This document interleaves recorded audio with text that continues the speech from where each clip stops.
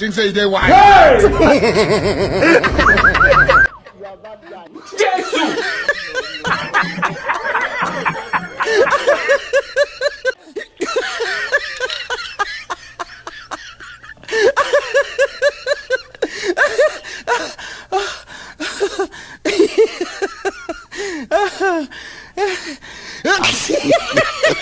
Jesus!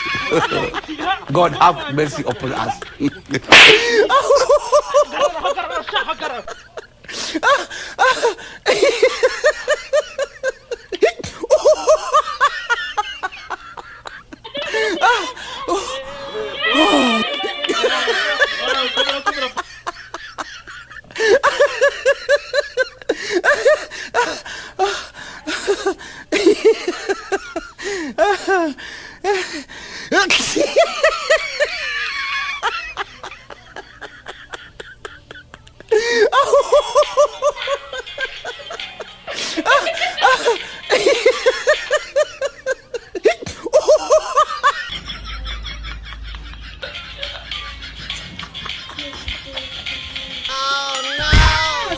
Police वाले को चकमा देगा चल